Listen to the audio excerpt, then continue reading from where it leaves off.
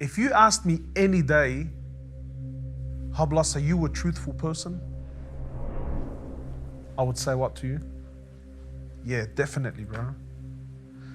But actually, when you look into your life, you realize that you're not as honest as you think you are. When I was at school, something happened to me at school that haunts me till this day.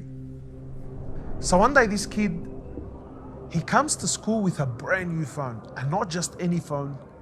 I remember it was the Nokia, and it was a slide. It was a $1,000 phone then. It was the cream, it was the best you could buy. So this guy comes to school, he has this phone, he's so excited, bro. And he's thinking, bro, this is my chance to finally fit in with the boys. The boys are finally going to accept me, right? He has something that now he can win us over with. And all the boys, there must have been about 20, maybe 30 of us. We were all hanging out and everyone was on the steps. This boy, he gets to the boys and he says, look at my new phone. We've never seen anything like this, man. So everyone gets up and I watch this phone get passed around from one to another until eventually it got to one boy and I saw him take the phone and put it in his pocket.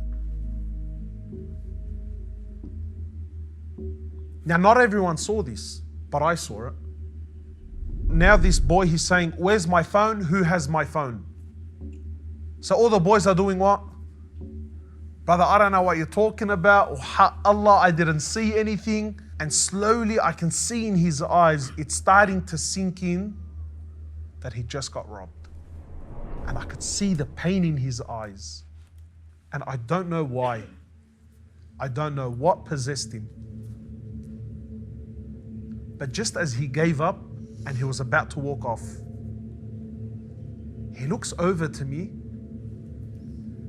and says, Hoblos, did you see who took my phone? Now, if I say yes, what does that make me? And you only need to be called a snitch how many times? Once, it's enough to haunt you for the rest of your life. And I'm a popular kid. But I got along with everyone. So I looked him dead in the eyes and said to him, bro, I didn't see anything. That look in his eyes, when I said to him, brother, I didn't see anything, that day haunts me till this day. Because that day, Allah showed me how much of a coward I really am. And I didn't speak the truth that day for multiple reasons. I didn't want to be known as a snitch or a dog. I didn't want to lose my friends. But I have suffered ever since.